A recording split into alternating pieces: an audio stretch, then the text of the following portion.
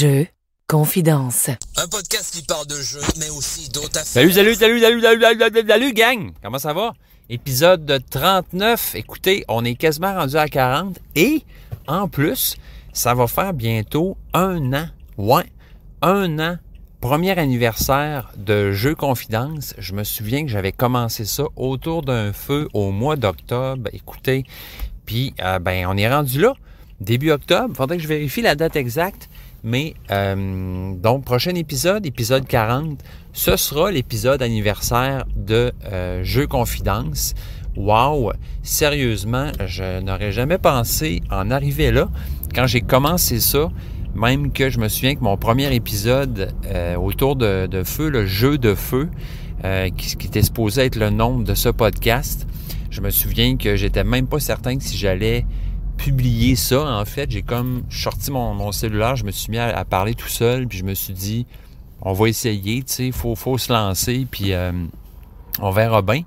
Puis finalement, écoutez, 1 an plus tard, 40 épisodes derrière nous. Fait que, hey, c'est cool, ça se souligne, ça se fête, ça se lance dans les airs, puis c'est le fun.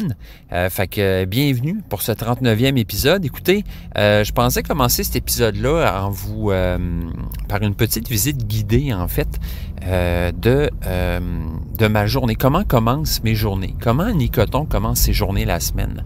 Donc, j'avais le goût de vous faire une petite visite guidée de ça. Fait que justement, en ce moment, j'arrive en voiture dans le stationnement de la clinique où je travaille, qui est une clinique, une polyclinique pour audiologie et audioprothèse. Donc voilà, moi c'est là-dedans que je travaille. Moi je travaille dans les oreilles.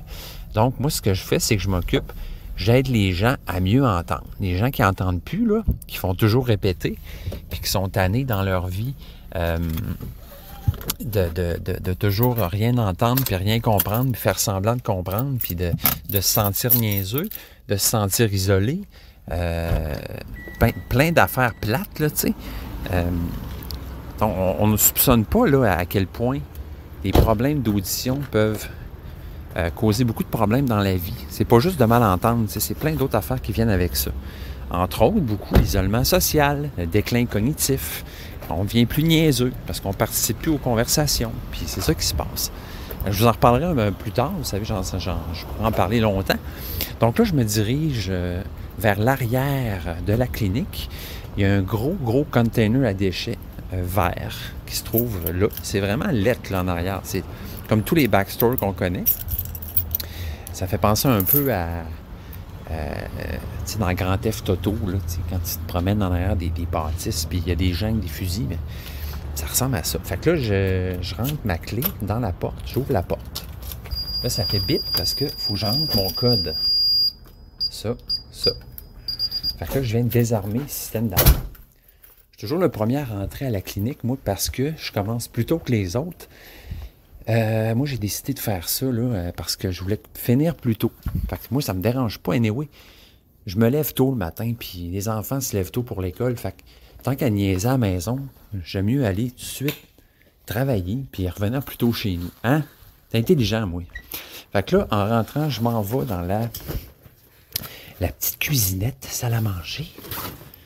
Puis je prends mon lunch, puis je le mets dans le frigo. Fait que ça, c'est ça que je fais souvent. OK? Tiens, comme ça. Après ça, j'ouvre la machine à café. Parce que tantôt, je vais me faire un café. Puis c'est une bonne machine, là. On est chanceux. C'est une Jura. Tu sais, ça moule le café. Ça fait du café. Ça moule, c'est malade. Fait que c'est ça. On a une belle clinique, sérieux. On est chanceux ici, là. C'est pas trop gros. On est toujours 4-5, mettons, à travailler. Puis c'est super lumineux. Il y a des grandes fenêtres partout. C'est très... non, c'est ça, c'est beau. C'est pas... Puis moi, je suis chanceux. Là, je rentre dans mon bureau. Écoutez, faut que je vous raconte ça, mais mon bureau, je suis chanceux. Là, parce que quand je suis venu travailler ici au début, puis quand j'ai fait mon stage, j'étais dans un tout petit bureau, dans le fond, Léon du couloir. Puis là, il y avait un grand bureau qui servait à rien, qui servait de débarras, en fait, qui est genre 3 fois plus grand que l'autre, fenestré à grandeur.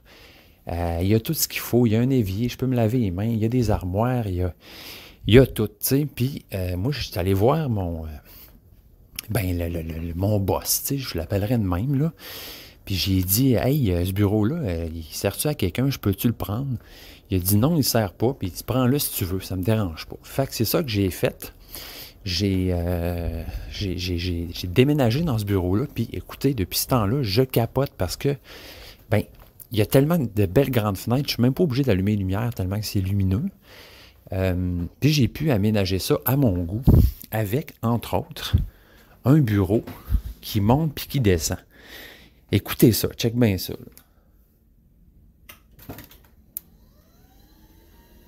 Fait que ça, c'est le bruit de mon bureau qui monte puis qui descend. Puis moi, je trouve ça super important parce que moi, je suis un gars qui a mal au dos s'il reste trop longtemps immobile, tu sais. Fait que là, je peux alterner dans ma journée. Je peux travailler assis, je peux travailler debout. C'est sûr que là, quand je vois les patients, je m'assieds avec eux. Je ne vais pas les regarder debout. Mais c'est ça, c'est vraiment pratique. Fait que là, ce que je fais quand j'arrive, j'allume mon ordinateur, je rentre mon code. Puis là, je consulte ma journée. En fait, je vais aller voir qu'est-ce qui m'attend aujourd'hui. Fait que moi, c'est un peu comme ça fonctionne un peu comme un médecin. J'ai mon bureau, j'ai mes patients, puis chaque jour, j'ai mon horaire avec qui que je vais rencontrer aujourd'hui, qu'est-ce que je vais faire avec eux. Fait que moi, dans mon travail, ça peut être soit des rencontres de routine où je vais rencontrer les gens, puis je vais leur demander, puis comment ça va? La vie, es-tu plate? La vie, es-tu le fun? As-tu des problèmes avec tes appareils auditifs? Tu veux-tu qu'on jase? Tu veux-tu qu'on se fasse une petite game de salt and pepper? Non, c'est pas vrai. Ça serait le fun, mais non, ça n'arrive pas. Fait que ça peut être ça peut être des petits rendez-vous aussi de service, là, un peu comme quand tu vas au garage, puis tu fais un check-up, puis un changement d'huile sur ton char. Fait que là, je rencontre le patient, puis je fais un check-up de ses appareils auditifs, je regarde ses oreilles, tout ça. Il y a aussi des rendez-vous qu'on appelle des rendez-vous de nouveaux patients. Donc là, c'est des rendez-vous où je vais rencontrer quelqu'un qui est jamais venu ici, puis qui veut s'informer ou qui veut passer un test d'audition pour voir si ça vaut la peine qu'il s'appareille parce qu'il est assez sourd pour ça, tu sais, il est assez malentendant. Fait qu'il y a de plus en plus de gens qui viennent consulter. Là, c'est sûr que, saviez-vous qu'en général, ça prend 7 ans à une personne avant d'aller consulter quand elle a l'impression qu'elle entend mal. Fait que dites ça à votre entourage, là, mais plus on attend, plus ça descend. OK? Fait que plus tu attends, si tu entends mal, plus tu vas entendre mal dans 7 ans quand tu vas venir consulter, puis plus ça va être difficile de t'aider puis de t'appareiller. Fait que encourager les gens là, qui hésitent à y aller, à finalement y aller parce que ça vaut la peine. OK? Fait que c'est ça. J'ai aussi des rendez-vous pour des gens qui veulent des bouchons de sommeil pour bien dormir parce que les gens ronflent autour d'eux, des bouchons de musiciens. Pour les musiciens qui veulent pas devenir sourds à 40 ans parce que ils aiment ça de jamais avec leurs amis, des bouchons industriels. Aussi là, pour les gens qui travaillent dans le bruit, là, ceux qui travaillent dans les shops, tout ça. Fait que c'est ça. Puis j'ai des rendez-vous, qu'on appelle des appareillages, qui vont être des rendez-vous où je vais appareiller les gens. Donc là, on reçoit les appareils auditifs, je les mets dans les oreilles, puis on les ajuste avec l'ordinateur. C'est trippant, là, ajuster un appareil auditif. Là, c'est comme ajuster un instrument de musique. Là, c'est bien, bien technologique. Là, j'aime bien ça. Fait que c'est une belle job. J'aime ça, moi, parce que ça me fait rencontrer plein de monde. Moi, j'aime ça jaser. J'aime ça rencontrer du nouveau monde. J'aime ça les faire parler. Il y a beaucoup de vieux. Puis moi, les vieux, je les trouve intéressants parce qu'ils ont de l'histoire. Ils ont vécu longtemps. Puis c'est ça. C'est intéressant. C'est toujours intéressant. Puis, c'est ça, en même temps, aider les gens à mieux entendre, c'est toujours bien touchant là, quand on voit que les gens réalisent là, que tout d'un coup, ils vont pouvoir plus profiter de la vie puis comprendre là, ce que les gens disent autour d'eux.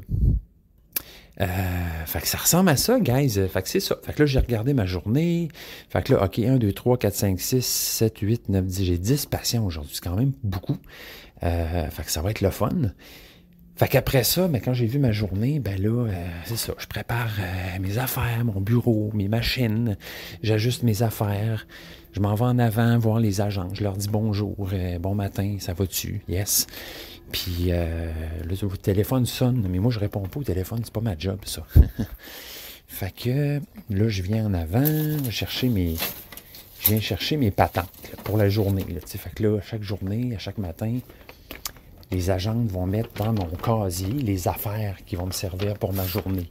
Les appareils auditifs qui sont neufs, les nouveaux bouchons, les retours de réparation, ces affaires-là. Fait que tu vois, c'est vraiment varié, c'est vraiment cool. Il y a plein d'affaires. C'est un métier qui est très méconnu, l'audioprothèse. Puis tant mieux, parce que moi, je me suis trouvé une job bien rapidement. Puis c'est le fun, c'est le fun. Fait que ça ressemble à ça pour mon introduction. J'espère que vous êtes contents. Vous voyez, j'ai aussi un stéthoscope pour écouter les appareils auditifs. J'ai un otoscope pour regarder dans les oreilles. Puis c'est ça. Même des fois, je peux c'est ça, je peux faire des tests d'audition. Je peux nettoyer les oreilles. Donc, oui, ça se fait. Tu sais, les gens, ils ont des gros bouchons de cire, je peux pas enlever ça. Il faut que tu ailles voir un médecin. Mais je peux quand même aider si c'est pas trop compliqué. Là, je peux faire ça aussi. Puis c'est comme si je faisais un peu de la pub de mon métier. C'est drôle, mais c'est pas ça. Je pense que c'est plus que je voulais juste vous parler de ce que je fais dans mes journées. Puis évidemment, sur mon ordinateur, j'ai un onglet BGA, toujours là, toujours ouvert. Donc, quand j'ai 1 minute, 10 minutes, 15 minutes, on va faire une petite game, des petits moves sur mes jeux. Puis c'est bien le fun. Fait que voilà pour cette petite introduction live de la vie de Nicoton au quotidien. Et on se retrouve plus tard dans un autre espace-temps pour parler de jeux. Yes! Nouveau jeu que j'ai essayé tout récemment, le jeu Subterra. Donc, hey boy, je suis vraiment pas le premier à en parler, j'imagine, parce que ça fait un méchant bout que je vois passer ce jeu-là par-ci, par-là. Jeu qui m'avait jamais vraiment intéressé. Je sais pas pourquoi. Je m'étais jamais attardé à ce jeu-là. Subterra, donc, que j'ai joué avec des amis là, dans un bar à jeux. Donc, on avait comme le goût d'un co-op. Puis c'est le gars, là, Alga, du bar à jeux qui nous a conseillé ça. Fait qu'on s'est dit, hey, why not? On va essayer ça.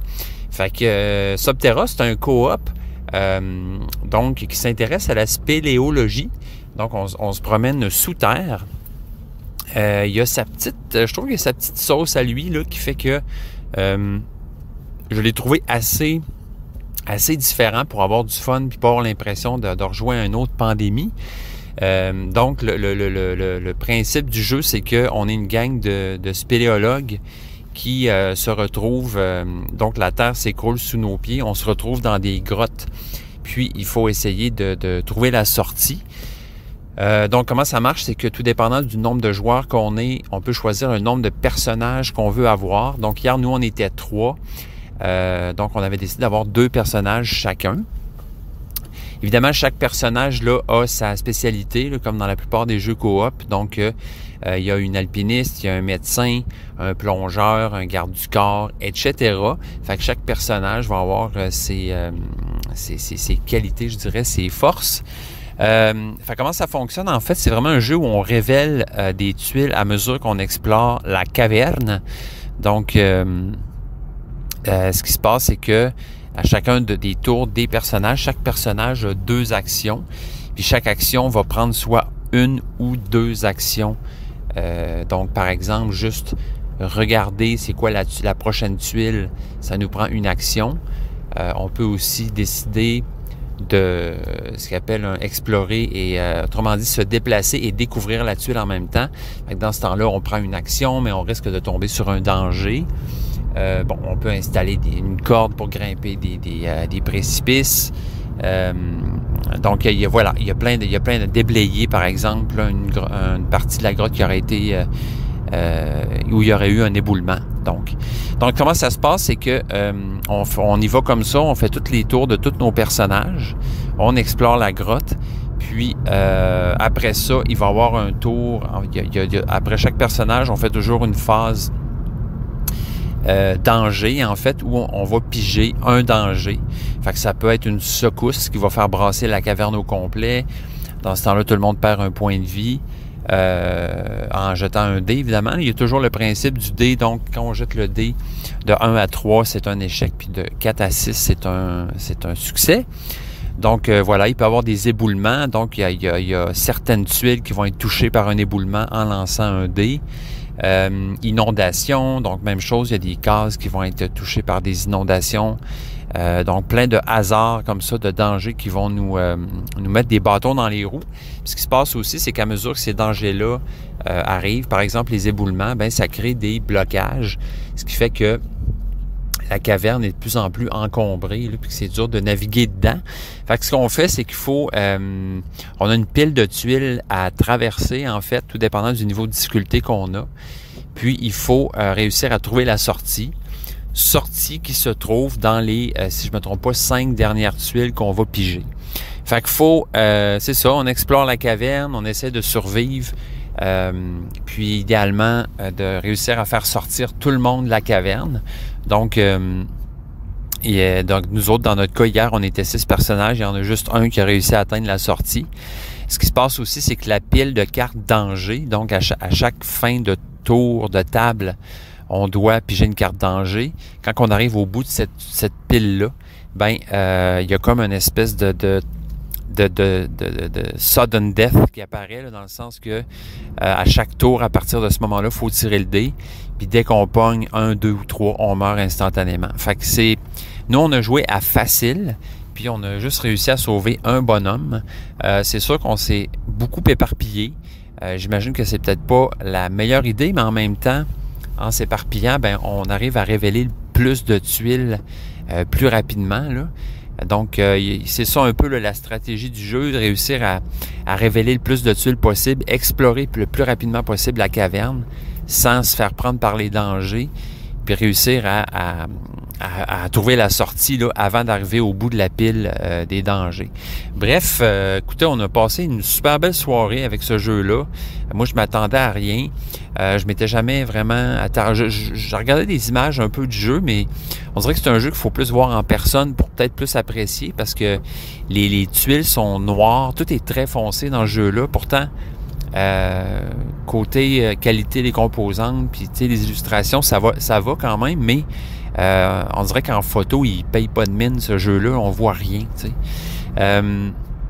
Donc, très bien conçu, je trouve. Les tuiles sont pas trop grosses. On en révèle beaucoup au cours de la partie. Fait qu'évidemment, il faut que ça tienne sur une table.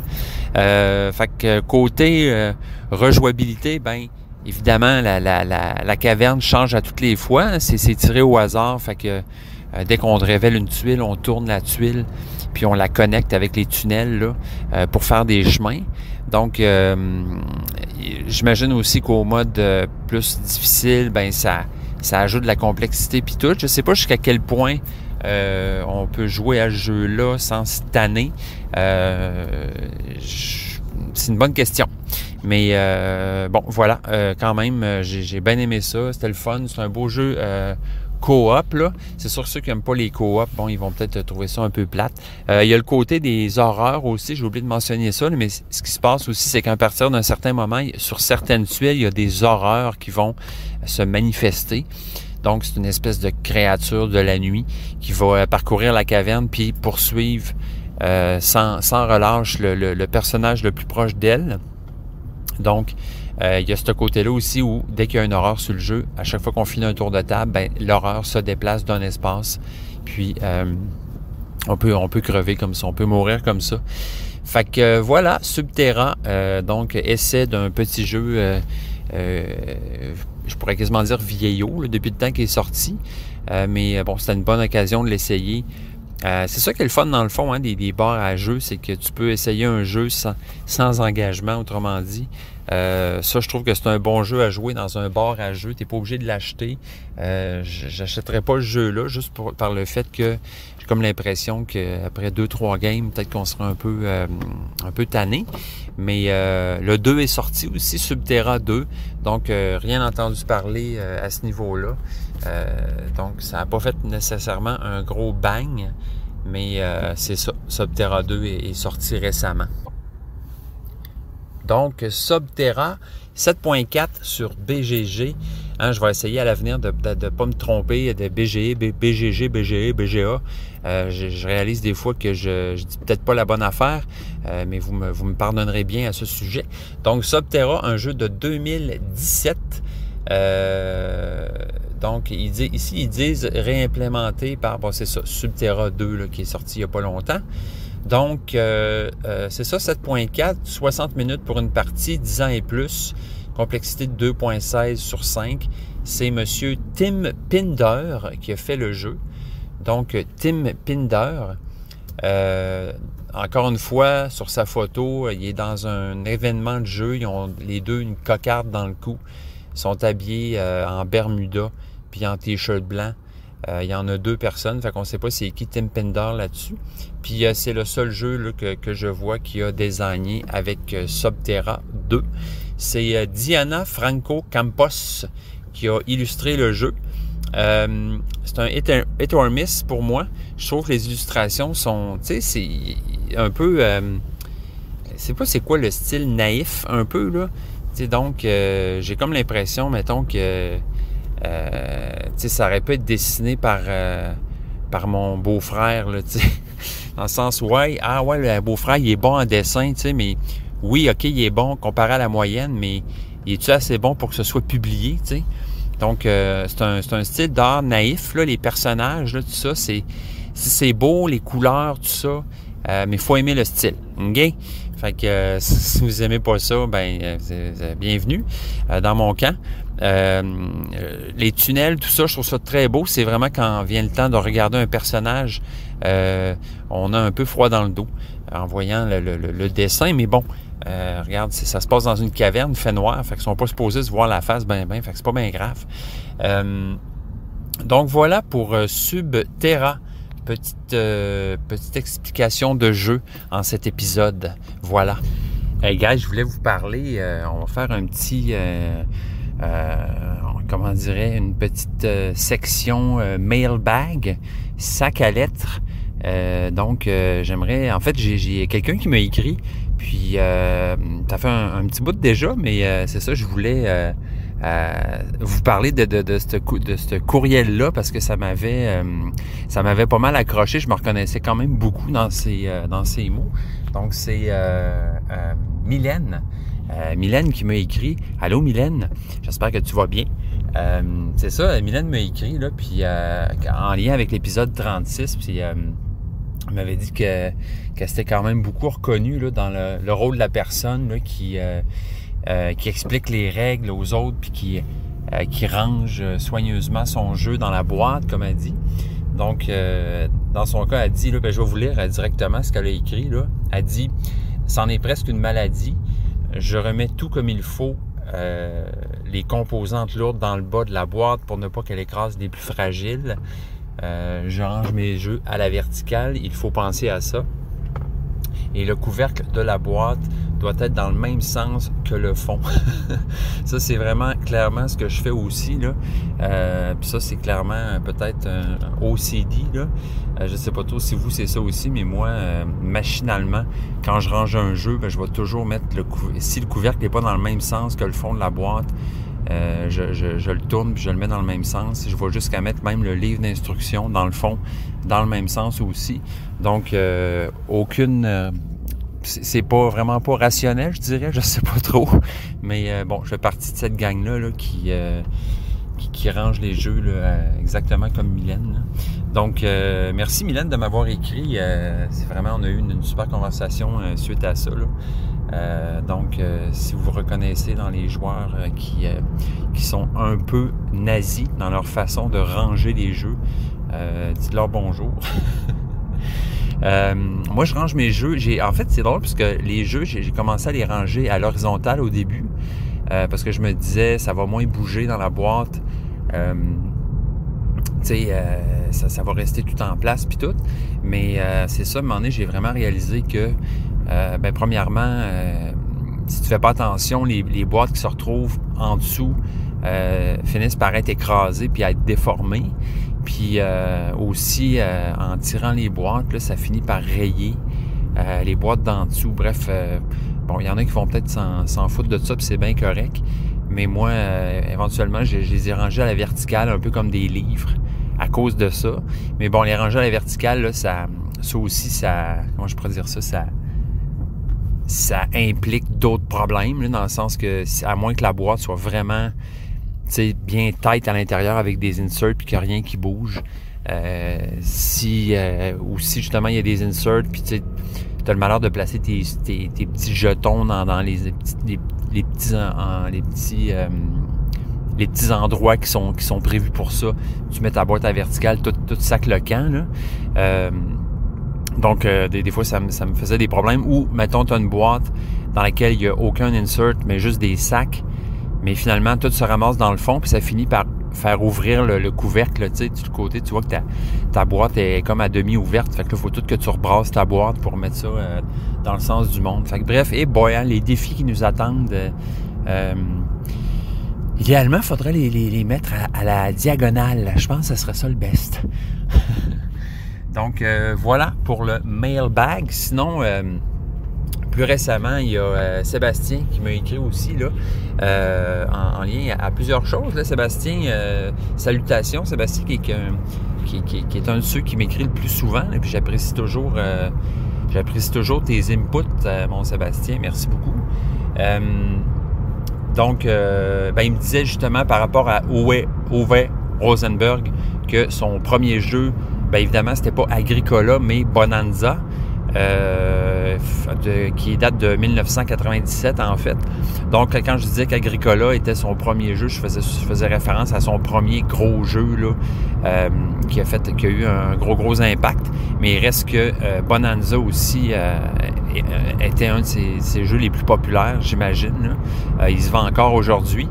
Je ne l'ai pas encore essayé. C'est un jeu de cartes là, qui a l'air bien le fun, là. Donc, les personnages principaux, c'est des bins. Donc, ça a l'air très drôle aussi. Puis, je pense qu'il y a de multiples extensions aussi pour ça. Bonanza. Donc, on va essayer ça. Sinon, c'est ça, Sébastien, je parlais à un moment donné des règles maison. Donc, c'est quoi vos règles à la maison? C'est des petites règles tacites qui sont non dites quand on est autour de la table. Puis, lui, il disait qu'une de ses règles, là, c'est qu'il n'y a pas de cellulaire quand c'est pas ton tour pour garder le focus sur le jeu. Fait que, wow, quand même, respect. Je sais pas si tu réussis à appliquer cette règle-là tout le temps.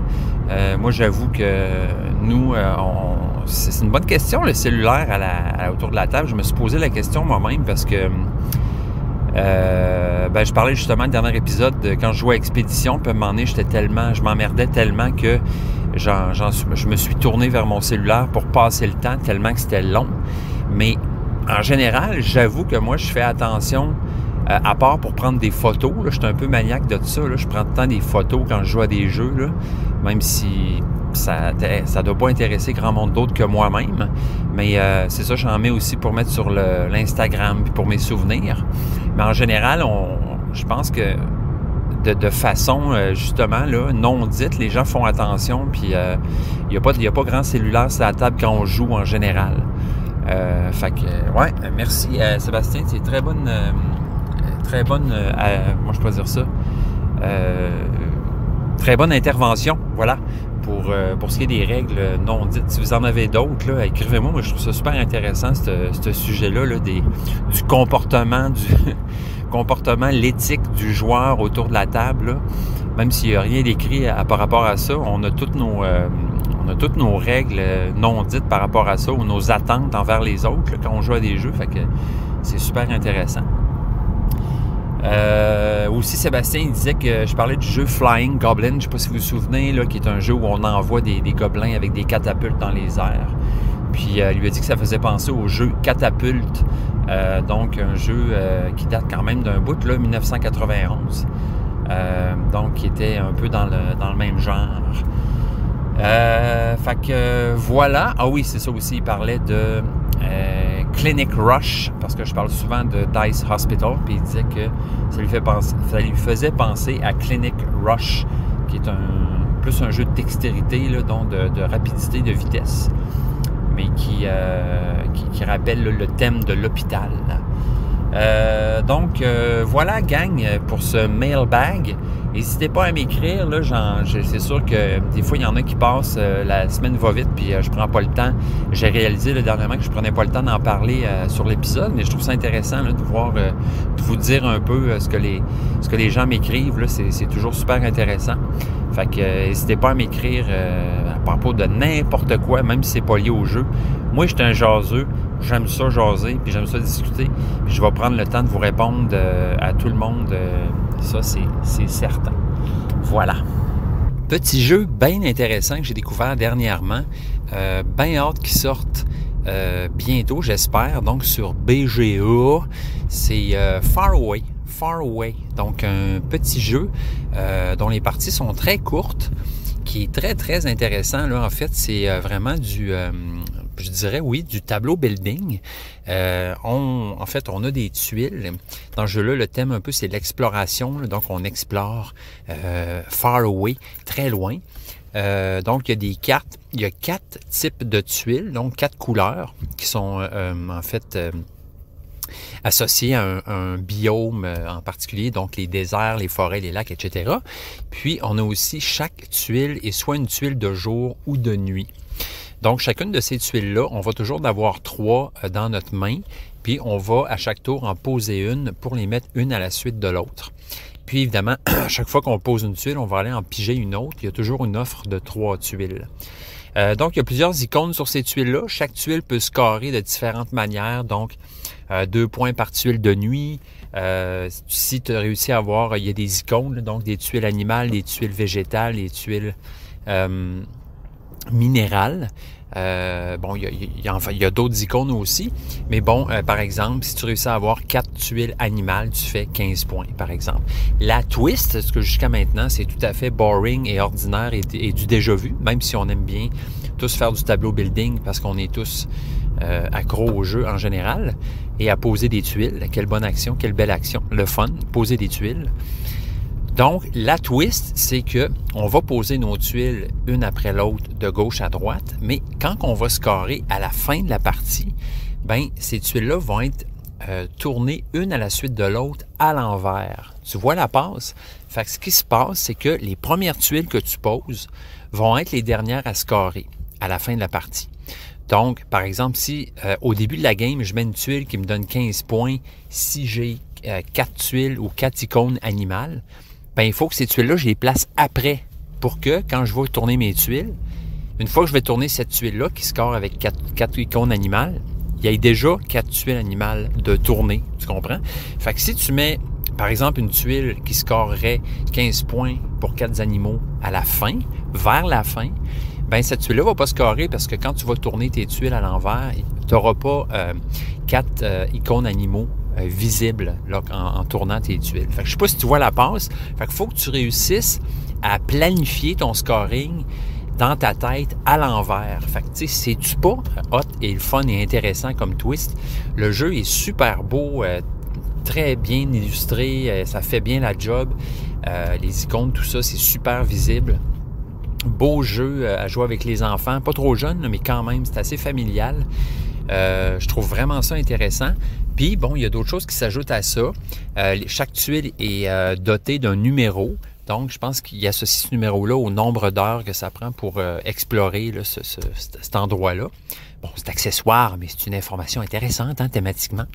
Puis, à chaque fois que tu poses une tuile, ben, premièrement, celui qui pose la tuile la plus basse durant un tour va être le prochain premier joueur. Puis, si tu poses une tuile plus grande que la précédente, ben tu vas te chercher une autre tuile, là, des tuiles de différentes formes. Je pense que c'est des tuiles paysages, je sais pas trop, mais ces tuiles-là vont s'ajouter, vont se placer au-dessus. Là, ils vont pas aller dans ta suite de tuiles. Donc, ça va être des tuiles là, que tu vas placer de côté, qui vont aussi te servir soit à scorer, soit à participer à ton scoring en te donnant des icônes, tout ça. Donc, moi, j'ai entendu parler de ce jeu-là, je crois, c'est-tu dans le journal ou un article quelque part, là, c'est une fille là, qui disait que c'était un de ses jeux préf du moment sur BGA. Fait que je suis allé voir ça, j'étais bien curieux. Sérieux, tout est beau de ce jeu-là. Le nom, le design, la production, ça a l'air super aussi. Là, j'ai juste joué en pas vrai, en virtuel, mais le jeu a l'air très beau. Il vient dans une petite boîte, donc à surveiller, Far Away, si vous aimez les petits jeux d'apéro qui jouent vite, mais avec une super complexité, puis une belle, je trouve, j'ai joué plusieurs fois, là, une belle renouvelance. C'est un nouveau mot que je viens d'inventer, puis que je trouve beau. Donc, une belle renouvelance. Fait que ça te donne le goût d'Orsou à jeu-là, tu comprends? Orsou à Far Away. Fait que voilà, c'était ma petite capsule jeu BGA découvert qui n'existe point encore, mais qui est fort intéressant. Laissez-moi maintenant, si vous le voulez bien, vous parler d'un jeu que j'ai joué dernièrement. Un jeu marquant, je dois dire, un jeu que j'ai joué avec ma copine. Donc, sans plus attendre, c'est Darwin's Journey. Donc, Darwin's Journey, qui est un jeu, justement, que je disais il n'y a pas longtemps. Faut que je joue à ce jeu-là. Quand il est sorti, je l'ai commandé de France tellement je le voulais rapidement. Puis finalement, je n'avais pas encore joué. Ben, imaginez-vous donc que la semaine passée, ma blonde m'a texté, elle me dit là, je veux que tu me montres Darwin's Journey. Fait que c'est ça que j'ai fait. J'ai lu les règles, encore une fois, je lui ai expliqué le jeu, ça a très bien été, puis on s'est tablé une game de Darwin's Journey. Donc, Darwin's Journey, donc un jeu qui est fait qui a été créé par des designers qui, ma foi, s'en viennent vraiment dans mon top de designers là, que j'aime beaucoup. Donc, c'est une collaboration entre Simone Luciani puis Nestore Mangone. Donc, vous vous souvenez là, que récemment, j'ai parlé de Nestore Mangone pour Autobahn. Donc, monsieur qui ne chôme pas, je dirais, en ce qui concerne la création de jeux de société et, qui plus est, de bons jeux de société. Donc, les Simone Luciani aussi, là, qui est vraiment pas un tout nu. Sur sa photo sur BGG, il n'est pas tout nu, effectivement. Là, il y a un t-shirt, une barbe, des lunettes. Il est vu en contre-plongée, puis il regarde de côté avec un air satisfait. Donc, il a l'air bien smart. Simone Luciani, que je croyais que c'était une fille avant. Mais non, ce n'est pas une fille. Donc, il a fait plus récemment Anunnaki, Dawn of the Gods. Donc ça, c'est un jeu qui a suivi Darwin's Journey. Donc, je n'ai pas entendu parler. Sinon, il a fait Tiletum avec Daniele Taccini, Golem récemment aussi, Barrage, Marco Polo 2, Newton avec Nestore Mangone. Donc, c'est une nouvelle collaboration avec Nestore Mangone depuis Newton, là, Darwin's Journey. Il a aussi fait Lorenzo Il Magnifico, Grand Austria Hotel, Taboire, hein, Tzolk'in. Fait que c'est dans les tops là, me concernant. Parce que oui, sans tatouiner autour du bol, Darwin's Journey, je dirais qu'à date, c'est un de nos préférés de l'année 2023. On a vraiment aimé notre partie. Donc, Darwin's Journey, qui est un jeu, un bon euro, comme il s'en fait de bon, qui est un jeu 8.2 sur 10 sur BGG, c'est pas rien. Donc, complexité de 3.8 sur 5, là, fait que c'est pas mal dans ma talle aussi, là. Belle complexité, belle synergie entre toutes les actions, tous les quartiers, si vous voulez, les zones qu'on peut activer dans ce jeu-là. C'est du placement d'ouvriers, mais vraiment très bien fait, puis avec des astuces là, très astucieuse pour ne pas avoir à me répéter. Donc, astucieusement, des astuces astucieuses. Donc, ce qui se passe dans ce jeu-là, c'est Darwin's Journey. Fait qu'on c'est les îles Galapagos. On explore les îles comme Darwin le fait pour étudier des espèces animales, les ramener au pays. Témoigner de l'évolution, de la théorie de l'évolution qui est très présente dans ce jeu-là.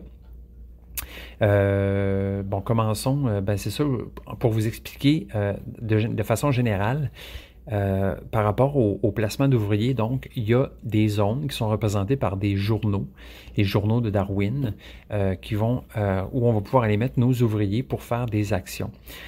Souvent, certaines de ces zones-là, donc, dès qu'il y a un ouvrier dans la zone, si on y va, il va falloir payer. Donc, il y a ça. Ensuite de ça, il y a différentes zones, des zones où on va pouvoir seulement mettre un ouvrier, des zones où on va pouvoir en mettre plusieurs.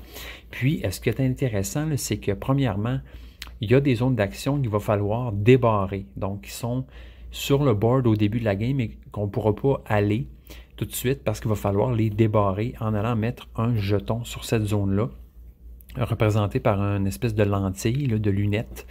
Donc, en allant mettre une lentille là, la zone de l'action va être débarrée. Il faut payer. Puis, dès qu'on paye pour débarrer l'action, on peut faire l'action sans avoir à mettre d'ouvrier, ce qui est très cool. Puis ensuite de ça, si quelqu'un vient activer cette zone d'action-là, on va avoir de l'argent si c'est nous qui l'a débarré. Bon, il y a ça. Puis, à ça se rajoute en fait l'aspect vraiment trippant que chaque ouvrier sur notre player board va au fil de la game s'éduquer, comment je pourrais dire ça, se devenir spécialisé en fait dans certains domaines en fait. Donc, à côté de chacun de ces ouvriers-là, il y a des zones pour mettre des seaux. C'est représenté par des seaux en cire, là, donc de différentes couleurs. Donc, on a jaune, bleu, vert, rouge. Fait qu'on va pouvoir aller à l'académie pour aller chercher des seaux comme ça. Donc, certains vont être gratuits, d'autres on va devoir les payer, tout dépendant d'où ils sont placés sur le board. Puis, en allant placer ces seaux-là à côté de nos ouvriers vont devenir spécialisés. En fait, ils vont s'éduquer, ils vont devenir plus hot. Puis, il y a des zones d'action sur le board qui vont, vous me voyez venir, nécessiter des seaux de certaines couleurs. Fait que par exemple, plus tard dans le jeu, je vais aller faire telle action, je vais avoir besoin d'avoir 2 seaux bleus puis un seau jaune, par exemple. Fait que j'ai aucun de mes ouvriers qui va pouvoir aller là tant que je n'aurai pas cette spécialité-là. Donc, c'est super intéressant là, d'aller... c'est très thématique aussi là, d'aller éduquer nos bonhommes qui aillent étudier pour pouvoir être éligibles à certaines zones d'action. Il y a moyen de mitiger ça en allant faire l'action en débarrant cette zone-là, en payant une fois. Mais éventuellement, c'est ça qui est intéressant, c'est qu'on va pouvoir peut-être avoir accès à des zones d'action que les autres joueurs autour de la table n'auront pas nécessairement accès selon la façon qu'ils ont spécialisé leur bonhomme. Il y a des sauts de tir il y en a un saut qui est mauve, là, qui est un joker. Il y a des sauts temporaires aussi qu'on va pouvoir utiliser pour aller temporairement permettre à un ouvrier d'aller dans un espace où il ne pourrait pas y aller normalement. Fait que ça, c'est vraiment trippant. Tout l'aspect placement d'ouvriers dans ce jeu-là est vraiment, vraiment le fun à cause de ça. Vraiment, la twist là, qui est faite à ce niveau-là est super le fun. Thématiquement, ce jeu-là fonctionne vraiment bien aussi. Donc, on a toute la zone du bas du board qui va être réservée pour les îles. Donc, on a les îles Galapagos sur lesquelles on peut cheminer avec un explorateur à pied. Puis, en même temps, notre bateau qui va avancer tranquillement, qui va suivre le bateau de Darwin, le HMS Beagle. Donc, puis, à mesure que notre bateau avance, à un moment donné, on débloque une nouvelle île qu'on va pouvoir explorer, etc. Puis, en parcourant cette île-là, en fait, on va aller faire des actions. On va pouvoir aller rechercher certaines espèces animales là, qui sont pas mal le centre de ce jeu-là.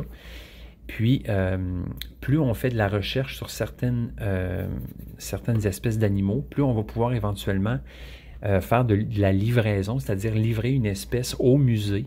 donc au pays, à notre patrie. Faire une livraison d'animal, donc qui va être très payante, là, de la façon que ça va être posé. Donc, c'est des tuiles qu'on va aller poser, puis de la façon qu'ils vont être posées, ils vont rapporter de l'argent, puis ils vont nous faire aussi avancer sur l'échelle de l'évolution. Cette échelle d'évolution-là qui est super importante aussi parce que c'est elle qui va à la fin multiplier notre score, en fait. Donc, plus on est élevé sur cette échelle-là, donc un peu à la Barcelona, l'échelle de Xelda. Donc, même affaire, plus on avance sur cette échelle-là de l'évolution, plus on va multiplier nos scores à la fin de la game. Fait qu'il y a ça, étudier des espèces sur le terrain, ramener ces espèces-là au pays pour que ça aille au musée, aller à l'académie pour étudier, pour spécifier, pour spécialiser nos ouvriers. Donc, il y a des actions, évidemment, pour faire avancer notre bateau, faire avancer notre explorateur, nos explorateurs sur les îles. Évidemment, sur les îles, on peut bloquer des espaces. Donc, contrairement au bateau, si tu as un explorateur qui est sur un animal, ben, il est bloqué. Tu ne peux pas y aller. Les autres personnes ne peuvent pas y aller tant qu'il n'est pas libéré. Donc, il y a des façons aussi d'aller faire de la recherche autrement. Donc, le jeu est très bien fait pour ça. Donc, on peut bloquer, on peut s'arranger pour que les autres ne puissent pas faire des actions, mais il y a moyen de les faire quand même en twistant un peu ou en explorant certaines actions. On peut aussi écrire, donc il y a comme écrire au pays, dans le sens qu'il y a une zone correspondance où on va envoyer du courrier au pays. En fait, là, il y a une question de majorité, c'est-à-dire qu'on va mettre des timbres sur des enveloppes, puis à la fin de chaque manche, il va y avoir une question de majorité sur ces enveloppes-là. Puis plus tu es majoritaire sur une enveloppe, tu vas avoir le droit de faire la meilleure action. Le deuxième va pouvoir faire la deuxième action. Donc ça, on pense un peu à la mécanique des combats dans le jeu Dune. Donc, même affaire. À la fin, selon la priorité, là, celui qui est le plus fort, c'est lui qui va avoir la première récompense, autrement dit, etc. Fait qu'il y a ça aussi, la thématique de toute la correspondance, là. Donc, c'est ça, puis il y a des espaces actions qui changent à chaque game, c'est des tuiles qu'on va changer à chaque fois. Bref, écoutez, on a vraiment aimé notre partie. Donc, il y a 1, 2, 3, 4, 5 manches. Puis à chaque manche, il va y avoir un scoring aussi selon un objectif particulier qui va changer à chaque partie. Fait que c'est un jeu qui coule vraiment bien. C'est quand même du stock à expliquer au début, mais une fois que c'est fait, ça va très bien, c'est très fluide. Il y a beaucoup d'avenues qui s'ouvrent à nous. Puis le jeu est super beau aussi. C'est particulier, là, côté... thématiquement, ça marche au bout. Mécaniquement aussi, tout ça, ça fonctionne. C'est le fun. Les actions sont le fun à faire. Côté production, là, ça va très bien aussi. Là. Tout est très bien fait dans le jeu-là. Les illustrations, c'est très beau, c'est magnifique. Il y a le petit bémol dans mon cas, mais le livret de règles, étrangement, je ne sais pas s'il y a eu un problème à l'impression, mais tout est très terne. Fait que des fois, sur certaines photos, certaines images, on n'arrive pas à distinguer clairement les trucs. Puis d'après moi, c'est pas voulu parce que le board, lui, les cartes, tout ça, c'est très beau, très bien. Mais pour le livre d'instruction, on dirait que ça a sorti super terne à l'impression. Fait qu'on a l'impression que le jeu est super drable. Mais quand on sort le board et tout ça, on voit que finalement, ça fonctionne super bien. Fait que voilà pour notre essai de Darwin. Là. Fait que très cool là, d'aller rechercher nos espèces animales. Puis éventuellement, pour livrer au musée, il faut que tu aies fait des recherches sur ces espèces-là, évidemment. Fait que là, une fois que tu vas livrer, tu déclenches des points. Puis il y a plein de conditions de fin de partie qui sont super tripantes aussi. Puis en plus, on a des cartes. Chaque joueur a 3 cartes en partant qui représentent des personnages.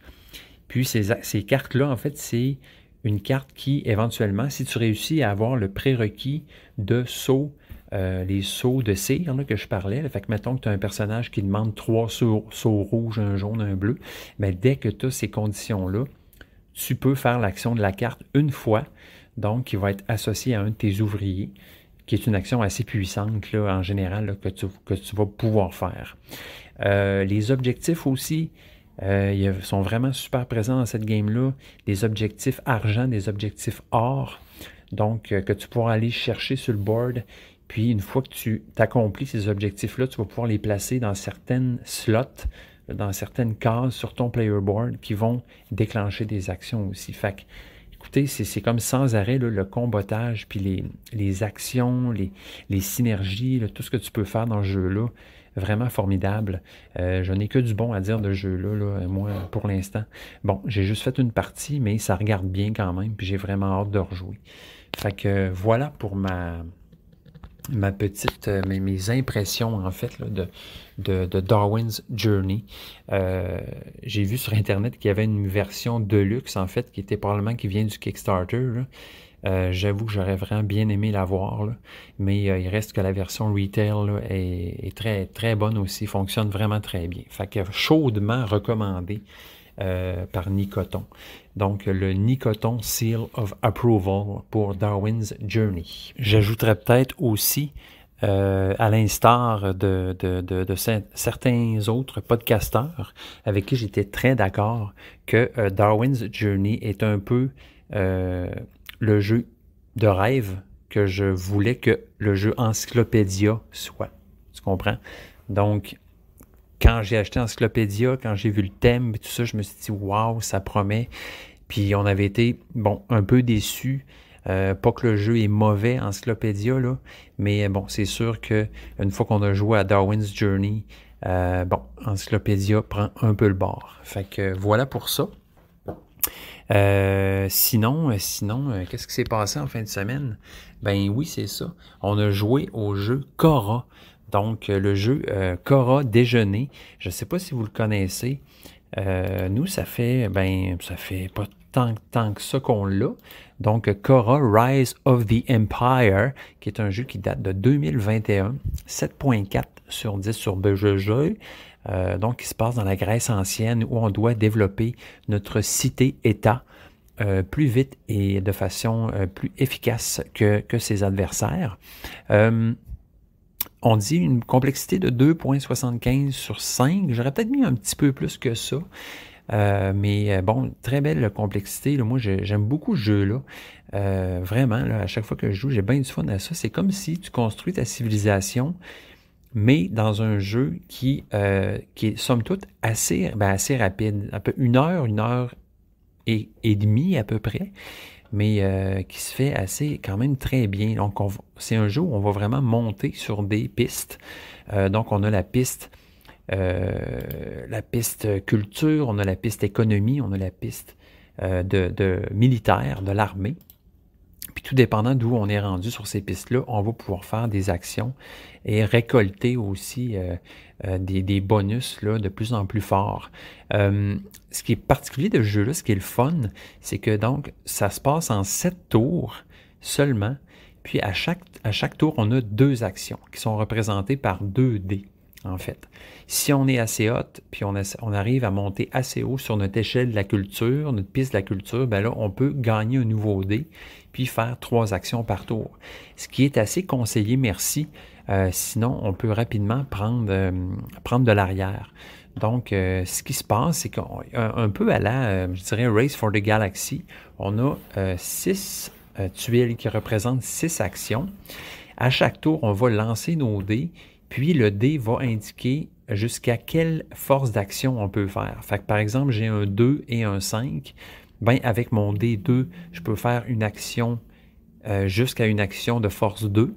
Puis avec mon D5, une action jusqu'à force de 5. On peut augmenter la force de nos dés avec nos citoyens. Donc, sur le board principal, on va monter sur une piste qui va, ces citoyens-là, en fait, vont nous aider à augmenter nos dés s'ils ne sont pas assez forts pour nous. Puis, bon, les actions, évidemment, là, force 0, 1, 2, 3, 4, 5, 6, vont toutes être des actions différentes. Fait que ce qui se passe, c'est que chacun de notre tour, en secret, on choisit nos dés, on choisit nos actions. Après ça, on révèle nos actions, puis on va les accomplir en ordre.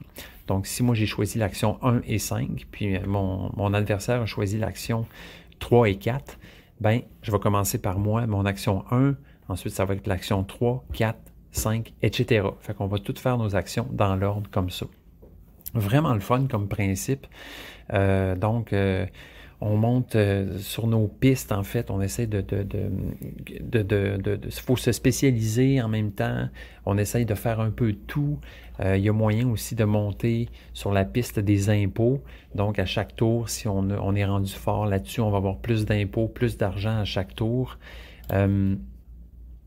Il y a aussi l'asymétrie dans le jeu-là parce que selon l'État qu'on a, mettons, moi j'avais Athènes, puis ma blonde, elle avait Argos, ben chaque civilisation, chaque État a ses pouvoirs particuliers. Donc, il y a une asymétrie à ce niveau-là. Il y a moyen aussi de développer sa cité. Donc, avec assez après avoir ramassé assez de prérequis, on peut augmenter sur la piste de développement de notre cité qui va déclencher ou débarrer des nouvelles actions, des nouveaux bonus à chaque fois qu'on va faire telle ou telle action. Le jeu est super beau, il est super fonctionnel.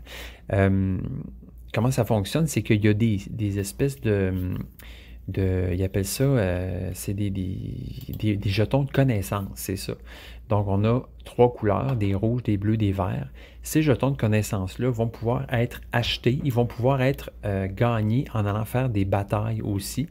Donc, selon le pouvoir militaire de ta ville, tu vas pouvoir aller en faisant l'action militaire, bien sûr, qui est l'action numéro 4, si je ne me trompe pas, 5. Puis donc, en faisant cette action-là, tout dépendant de ton pouvoir militaire, tu vas pouvoir aller chercher des jetons connaissances sur le board. Il y a certains jetons qui vont coûter cher, puis qui vont aussi t'infliger des pertes militaires, donc des morts. Fait qu'en allant chercher ce pion-là, tu vas perdre du militaire un petit peu. Donc, les pistes, là, c'est ça. Il y a la piste citoyen sur le board principal où on va voir nos citoyens pour nous aider à changer nos dés. La piste des impôts, la piste militaire, puis la piste de gloire. Donc, la piste de gloire, elle est super importante parce que ça va être un multiplicateur à la fin de la partie pour faire tes points à la finaux. Donc, ce qui se passe, c'est qu'il y a certains jetons connaissances. Je vais vite, là, mais je vous explique rapidement. Là. Il y a des jetons connaissances super payants, super chers à aller chercher, qui ont des lauriers, en fait, dessus. Puis, à la fin de la game, ben, tu vas multiplier ton niveau de gloire par le nombre de jetons connaissances majeures, en fait, avec des lauriers que tu as. Puis, évidemment, ben, ces jetons-là sont assez difficiles à aller chercher. Fait que le jeu va quand même assez vite. Il faut vraiment que tu choisisses tes actions avec doigté. Il y a un côté chance, là, quand même, à cause des dés. Moi, ma dernière partie, j'avais souvent des jets de dés poches, ce qui fait que j'étais souvent obligé d'aller augmenter mes dés avec mes citoyens. Puis bon, à un moment donné, ben, faut que tu ailles gagner des citoyens. C'est ça, si tu n'en as pas assez, là, ça va pas bien. Fait que aussi essayer de monter ton niveau d'impôt pour pouvoir gagner de l'argent à chaque tour. L'argent est très tight dans ce jeu-là. Tu as des cartes. En fait, une des actions, c'est une action politique qui va te permettre d'aller jouer des cartes.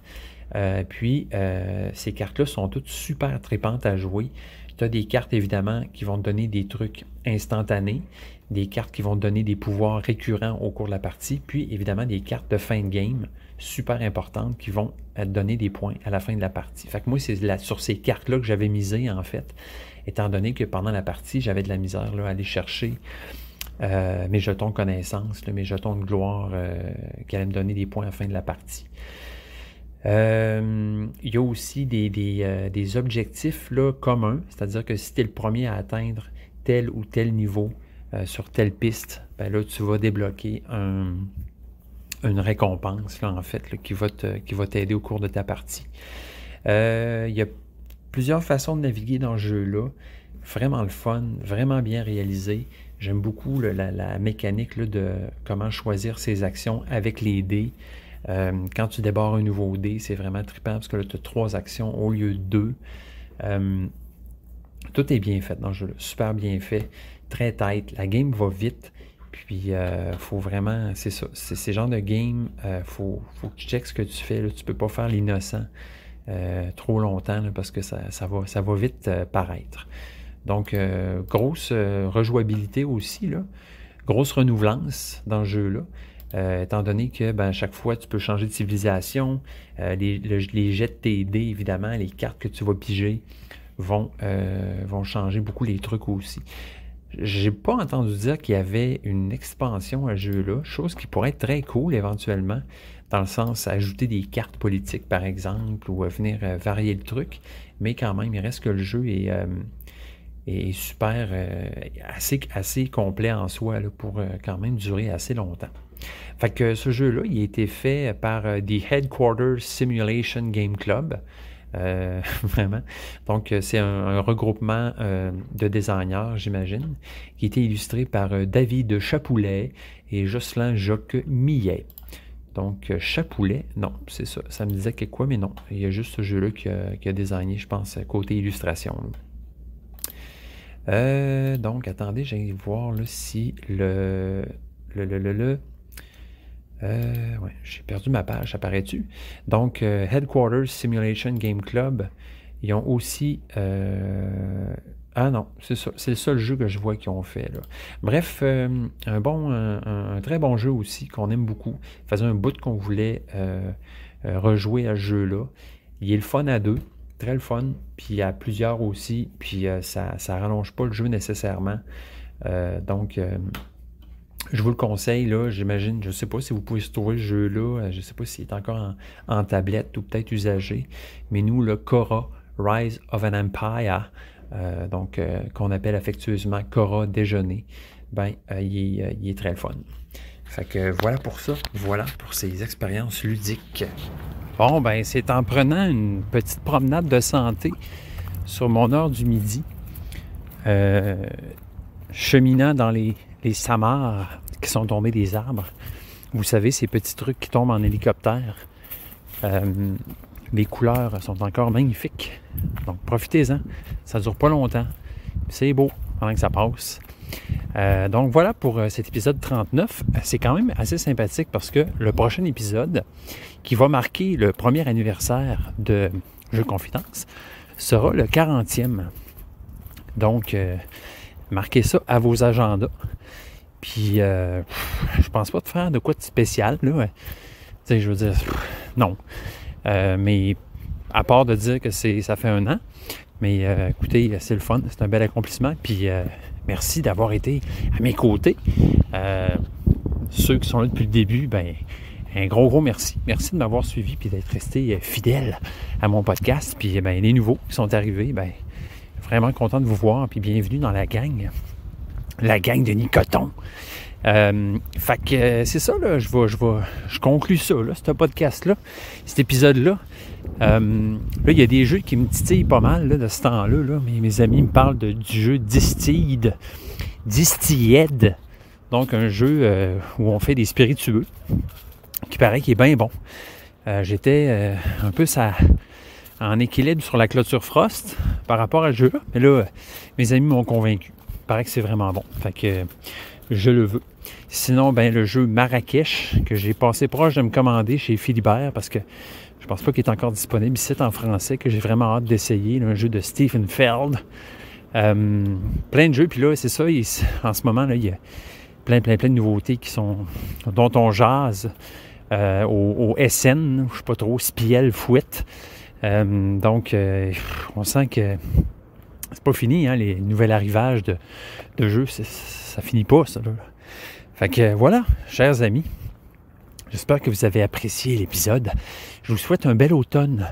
Nous, on a sorti les doudounes en laine. On a commencé à se faire des petits feux dans le poêle à bois, puis de manger des bons potages. Donc, moi, j'apprécie beaucoup ce temps-là de l'année. Donc, profitez-en bien, puis à bientôt pour un autre épisode, le 40e dans la série Jeux Confidence. Au revoir.